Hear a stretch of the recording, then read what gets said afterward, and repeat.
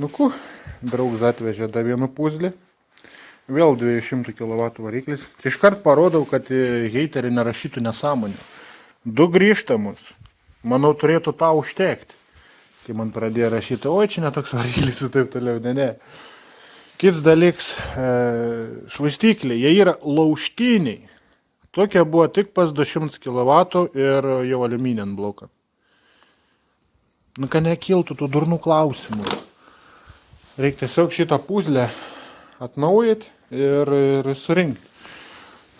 Honingavimo žymės visos yra, tiesiog yra korozijos cilindruose, ant alkūninė. Alkūninis irgi jis realiai kaip 100 kW, tai lygiai tas pats svoris, aliuminio bloko yra lengvesnis, tai vienas krumplis platus, kits siauras, nu, nesvarbu, nieko tas neduoda. Reikės plauti, šveistis plokštumus, cilindrą šiek tiek hono atstatyti. Žiūrėsim, ką toliau turim. Čia daug tų detalių. Kažką dėsim naują, kažką seną. Tiesiog, čia tokie varikliai, kad surinka ir jie važiuoja. Tai va, savo, kaip sakant, nei aš įsidėjau, nei pasibaigiau, o jau eit prie kitų reikia. Nieka. Man įdomu. Dar kitų dalių yra. Gerai, pradėti po biškį reikia. Dar vienas dalyks. Nu, dėl svorių. Tai yra slyvinis bloks, senas. Ir yra 200 kW bloks. Tai, nežinau, kada aš tikrai turiu tos sveikatos ir jos tikrai turiu nemažai, su viena ranka aš ją negaliu pakelti. O aš sveikatos tikrai turiu. A čia 200 kW blokas, špižinis. Tai va, kiek tu nori, nežinau, kiek kartų galiu pakelti. Gerai čia pasportuoti. Geras dalyks, kai jis lengvas, bet jis ant tiek yra susilipnytas, kad, kaip praeitos video rodžiau, cilindrai, šitos dalys iš jis yra neužšinamos. Perkaist, pertrunk cilindrą iš vidaus, taip toliau, čia visur viskas išimta. Gal ir nieka tas svoris, kad mažesnis. Bet pradėt ir tas bloks, kaip sakant, raitytis, sukiotis. Nu jo, čia pagrinda dėl tą svorę. Na, aš negaliu pakelti. Su 2 rankojom aš galiu pakelti, bet skyrės baisi. Kiek iš jis svers 100? Ne 100 nesvers. Plemba net nežinau, net nepasvėriau aš jų. Na, čia mokslo baisių nereikia, kad suprasti, kad šitie blokai baisiai kraipas. Biškį pašvyčiu. Tai va, jamas tik patys kraštai. A viduris yra išdūbis. Nu ir ką tu jiem? Nu, jie tokie yra. Ant slyvinio bloką taip nėra, dažniausiai lygus būn. Nu, aišku, kodėl. Tai mėsos daugiau. Bet jau va, visi šitie dalykai. Aišku, nieks nešveič tų blokų. Ting visi tai daryti, tai praputinėja tos tarpins ir taip toliau. O čia ir svarbiausios vietos, o kaip čia, šitie tarpai, į vandens kanalo vietas. Čia jas išdūbė, susėdi. Tai reiks visų lygyti. Nu nieka, išsilygis, reiks cilindrą sutvarkyti ir viskas išplauti po to. Čia prastovėjus tas variklis metus gal laiką kažkur kažkaip. Nieka, sakau, parodės ir jum, kad nėra čia lengva. Taip, čia yra man įdomu, bet nėra lengva tokie darbą daryti. Ir po tą alkūninį poliruoti reiks. Nu, cilindrą atsigavo. Įsihoningavo viskas iš naujo. Ten rūdis paviršutinės, kur buvo viskas susimalė, viskas nusivalė.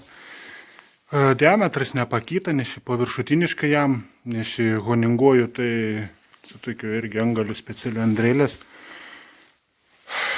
Svarbiausia buvo rūdis, viskas išveisti. Tai, nu niek. Eisim toliau, nes reikia dar blok šveisti. Šveičiu aš labai ilgai, bet vis tiek 6 cilindrų susėdis. Nu, kaip sakant, vandens kanalą dar vis neliečia, tas šmirgelis. Visur kitur jau liečia, tai reiškia, čia yra dar žemai ir tikimybė prapūsti. O kadangi čia būtent šitam projektui ir bus daugiau nei 350 kW, šiuo metu pa žmogų ir 3PM tai bus dar daugiau, tai reikia laikyti. Reikia laikyti ir šlangų nepūstų. Tai nieka, reikia kažkaip pasistengti labiau. Tas bloks realiai irgi nepasaka. Čia lygiai kaip ir pas man buvo. Vien šonas idealus, o va čia jaučias šiek tiek, pakrapštyti negali, bet jaučias, kad lyg ir zarubkė, lyg ir yra. Čia yra viskas nuo rydos. Jeigu vien šonas yra sveiks, o kadangi variklis ir pasvyris taip ganėtinai stipriai, tai jis netgi nuo savo svorio sugeb dilti. Tai iki visų gyvenimų pilamus tai tepalai skystus, tai ir temperatūros, taip toliau, dyla. Bet čia dėl tiek važiuos, nes nieka čia nesijaučia. Jo, varga vakarienė. Vieną etapą jau nuėjo. Čia visi kaklai buvo surūdyję. Tiek pagrindinė visi, tiek švaistiklinė visi. Tai tų rūdžių nebėra, židinių nėra. Bet dar reikės pavaryti ir išpoliruoti. Tikslas yra nepamesti parametrų, diametrų, ne parametrų. Tam, kad nedėti remontinių indeklų, kad nereikėtų matuotis, po tą žaisti ir pergyventi. Čia tiesiog tikslas yra jį atgaivinti taip, kad būtų lygus paviršius, veidrodinis paviršius ir neužveltų nieką. Čia pačioj matas, bet čia buvo vienas gražiausių kaklų, tai čia yra irgi tų rūdžių, bet ne tiek. A visi buvo žiaurus. Nieka. Tiesiog, ką žinau, gal kol kas daugiau ir nefilmuos, nes aš čia filmuos 2 dienas, kol aš įrinksiu ir vis tiek aš negalėsiu kelti, nes netilps. Tai gal tiesiog rodys pirmų dalį ir, ką žinau, jeigu įdomu bus ir toliau parodysiu. Dar kai norėjau pasakyti dėl tahoną, tai yra irgi tam tikra tolerancija, negali būti ir per šiurkštus, kaip pavyzdžiui pirmi 4 cilindrai. Jie labai aštrus. O šitie yra išvilnintus. Tai tokį reikia naudoti. Tiesiog kai kurios smulkmenų, sakau, pamirštų paminėti tuo momentu, kai įsijungi kamerą, tiesiog šakės, pamiršti kažką pasakyti. Bet vis tiek atsiranda žmonių, kurie klaus ir, arba heitina, kaip jas pavadins. Iš viskam jis reikalingas tas honas. Tai tarp šitų įbrėžimų stovi tepalas viduje. Tai jis ir, kaip pasakyti, jis ir trinčiai mažyt skirts ir nubrauktų tepalų tvarkingai, nes kai kurie naujus varikliai iš vis honą neturi, tipo maža trintis, visą kitą, bet jie valga tų tepalų kartu su kūru, vos ne viens ant vieną. Tai čia tiesiog dėl trinties, dėl kitų dalykų, tai čia yra galutinis rezultatas. Taip turi būti. Nežinau, aš tikriausiai šnekėjau, nusišnekėjau, labai sunku, man sako, kamerą įsijungti ir nusišnek, kaip visada. Tokių naudoti negalima. Čia sudėtum dabar stumoklius su žiedais, tai jam reikėtų apkatkę daryti. Vien tam, kad turi prisidirbti iš naujo, tas honas rūpus, jis griaužia žiedus ir taip toliau. Tai reikia iškart pabaigti iki galo procesų. Kas yra iš tikrųjų tas honas, būn gilus tokie įbrėžimus. Įbrėžimo labai gilus ir yra švelnus įbrėžimai. Tam tikro kampu. Čia yra labai sunku padaryti su ranka. Įmanom, bet reikia daug žaisti. Tai yra visi etapai reikalingus būtinai. Nes tu gali tokį sėdės, čia nesąmonė bus. Čia kas čia bus? Tarka? Kažkas tokio. Nežinau, sakau, tiesiog, kol atsiminiu, sakau, pasakys, kad negalvot. O dėl alkūninė, kai sako, užvels čia iš karto, čia viskas bus, dar ne vienas nėra užvėlis. Tiesiog alkūninis irgi tik pirmo etapų nueis, tai po kelių etapų jis bus tiesiog veidrodis, neturėsis dėl ką velti, kaip sakant. Tai lipdam toliau, tiesiog tą laiką kartas mažą, nueit pasikrapštyti, reikia ir savo triperį tvarkytis, tai pubiški ten. Klausė, su kuo plokštumą aš šlifuoju. Tai su tokiais svoriais ir yra papač toks diskas. Labai smulksis, gal yra 600 ar 800, kaip jiems ten skaitas, nuo šlifavimo aparatą, rusišką tokia didelė. Tai labai geras dalykas, jis yra labai lygus. Tam aš ir jį naudoju, kad išlygit paviršius. Ne kad sušveist paviršius, o juos išlyginti. Tai 2 skirtingus dalykai. Čia gali sušveist, atrodys jis kaip veidrodis, bet man reikia ir išlygiti. Tai reikia toliau visas pravaryti ir eisiu prie kitų darbų. Čia galutinis rezultatas cilindrų. Kaip sakant, tu jį matai, bet tu jo nejauti. O taip ir turi būti. Ta prasme, nu, tu tik vizualiai matai. Bet jokia šiurkštumo nėra. Lygų gražu. Viskas. Tiek žinių su juo. Kaip ir sakant, prie cilindro daugiau nebelysim, nes prieš tai buvo labai grūbus, labai šiurkštas. Aš naudoju šepetėlius, tokius specialius, jie yra skirtus lygyti paviršiai. Nu, ten kažkur būna iškilims, kažkur kažkas, zarūpkė, tai jis išlygina. Kiti naudoja tokius burbuliukus, šepetį, tokie dėt su burbuliukas. Tai tiesiog vaizdu padaro, bet gali būti ir elipsas, ir kreiva, visą kitą. Tu matai, bet tu nematai, kiek jis ir kreivas. Man norės tiesiog lygyti. Nenorės, o taip reikia išlygyti, nes ir rūdis, visą kitą, būna ir kraterių, būna ir kalnelių ir taip toliau. Turi išlyginti. Čia, kad nebūtų prikolų kažkokių. Tai va, tiek žinių, ai toliau. Čia tas alkūninis parodys, kodėl jį reikia poliruoti. Čia yra va tokios dėmelės. Tiek čia, tiek ten. Čia po pirmą etapą dar va tokios lyka. O galiausiai bus va kaip šitas. Realiai gali savo snukį matyti. Tai bus viskas išpoliruota taip, kad ir švaistiklinį taip pat atrodys. Nes, nu, korozija irgi daro savo. Nu, kaip čia komentavo, o čia užvels iš karto. Nu, jums čia neefkė, kad čia reikėtų keisti indeklus kas 2 tepalų keitimus, nes užvels. Tam tai tiksliai.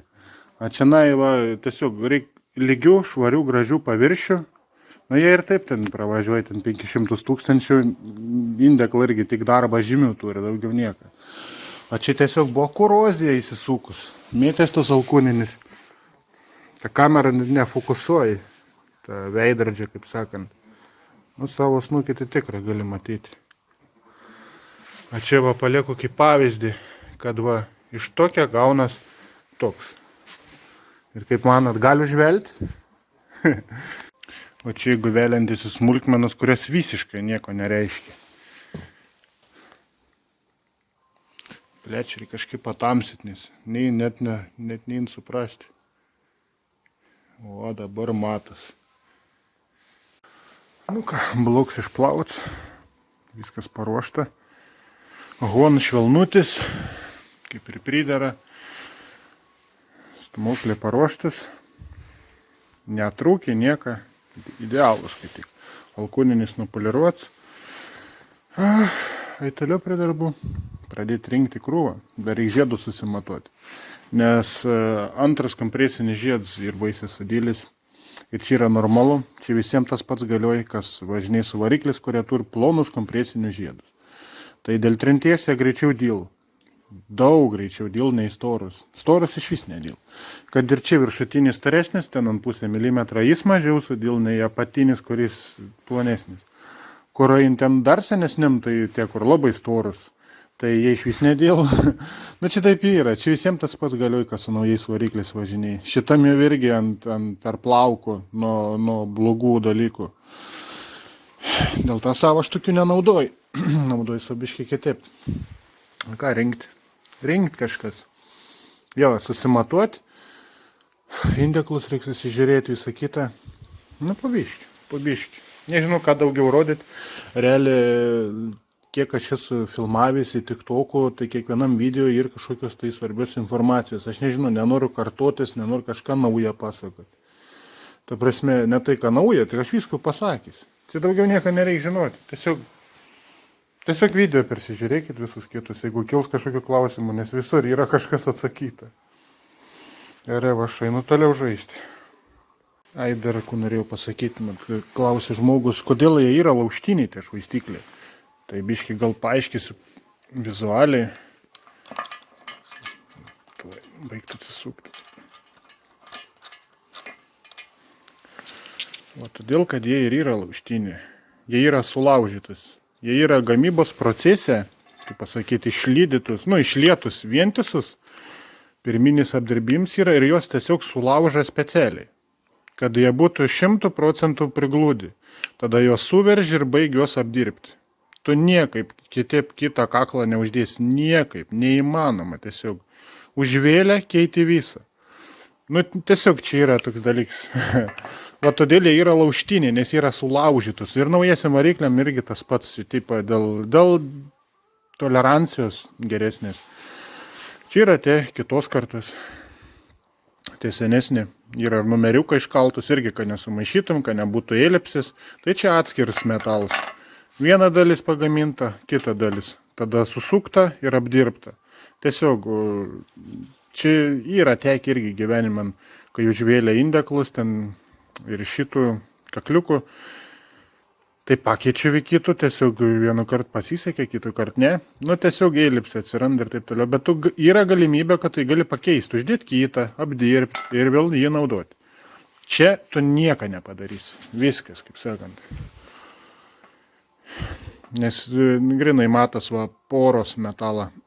Čia kai būna labai švaru, tu suverži, tu net nepamatys, kai jis yra kažkaip ten trūkis, ar ką tu suverži, tu visiškai nepamatysi net kur ta siūlė eina. Nežinau, gal taip yra gerai, bet biški apriboja, kaip sakant, galimybės. Nežinau, kaip kam. Tai va, šitokie dalykai in pas 200 kW, ten pas 2 litrus biški naujesnis ir pas aliuminis visus. O 100 šiam ir visi kiti, nesvarbu, ar ten Euro 4, turėjo paprastus švaistiklius. Jie ir patys švaistikliai šiek tiek skiriasi. Čia mat yra siauriau. Čia išsiaurinta vien tam, kad šiek tiek daugiau tepimo būtų pirštui. Čia plačiau, bet čia tepims pirštui. Visas tas tepimo procesas ir visa kita yra cilindruose tokie purkštukai. Jie purški tepalų tiesiai į šitą skylę. Ir jis išeina per kitą. Taip pat sutep ir pirštų ir visą kitą. Tu negali niekaip. Jeigu tau bus užkištos skylutės, tai pasibaigė vietą filmuojant. Tai turiu meni, yra viduje purkštukai. Jeigu jų skylutės bus užkištos, iš karto įsilydės degimo kamera, užtims cilindrų, nes visiškai nebevyks tepimo procesą. Nei aušinimą, nei tepimą. Čia, kaip sakant, tepalus skirts ne tik tepti, jis skirts ir aušinti visų pirma. Kodėl, pavyzdžiui, nesvarbu, kad ir senajam tas pats galioj, bet naujesniam ypatingai. Kodėl lydas 6 cilindras dažniausiai, ne visi kiti. Kodėl indeklus labiausiai vilk 6, 5 ir taip palaipsniui. Todėl, kad variklis per ilgiai, jis šiaip naudoja daug tą tepalą, labai daug praranda ją per purkštukus. Tai visą laik pirmus, antras bus ledinė, ar švaistiklinė, ar pagrindinė bus ledinė indeklai. O vis tolyn, būn blogin. Jeigu nori sužinoti, ar tavo variklis dar geras, kaip patikrinti, tai iš karto nuo galo žiūrėti. Jeigu galan bus pavelta, tai žinau, kad bus visur geriau, į pirmutinį iš vis bus ledinė. Tai tiesiog dėl tepimo, dėl slėgio, nežinau kaip čia paaiškinti, tiesiog variklis per savo ilgį turi, kaip sakant, ir savo minusų. Dar ilgesnis jis būtų iš vis šakės. Tai čia visiems tas pats galioja, kad čia nenuklyst nuo temos, jo, čia pagrindė dėl tų purkštukų. Yra buvę ir man tikrai vienu kartu įsikiša, tas purkštuks su germėtiku galbūt, nežinau. Ir sudužo tiesiog stumoklis, nes nieks neužšina, gavas termo šuolis didžiulis, kai tu šaltų, pavyzdžiui, šaltų, drungnu, nesvarbu, gerai užspaudė ir labai didelis termo šuolis, tai labai staigiai plečias ir neperdoda tos temperatūros į kitą vietą, kad ir metalas, bet neperdoda. Tai tas tepalas, kaip sakant, tų dalykų ir tur sutvarkyti visur, kai įsilygytų temperatūros, teptus, aušintus ir būn per trunką degimo kamera. Arba iš vis kiaurai pradega. Čia nebūtinai dėl purkštuko kaltės, tiesiog natūraliai ir tokie dalykai. Nežinau, ar verta man tokius dalykus pasakoti, jūs vis tiek, ar lysit ten, ar kažką darysit, bet ir tikrai žmonių, kuriem labai įdomu. Sako, daugiau video, tai net nežinau, ką parodyt, ką jūs nežinot. Ta prasme, jeigu žiūrėt mano visus video, tai jau realiai daug ko žinot. Dar prie tą pačią, nežinau, apie tai esat pagalvoję ar ne. Kad ir kiti yra, kas renka variklius, bet vis tiek tai nepamisliai. Yra žiedų tarpelė. 3 žiedai, kaip tu turi juos sustatyti, kad būtų gerai. Visų pirma, tu turi nestatyti sujungimų ties pirštų, ties šitom vietom ir taip toliau. Nes nei tepalų nugrebi, plus pradėt kelti tepalą aukštyn.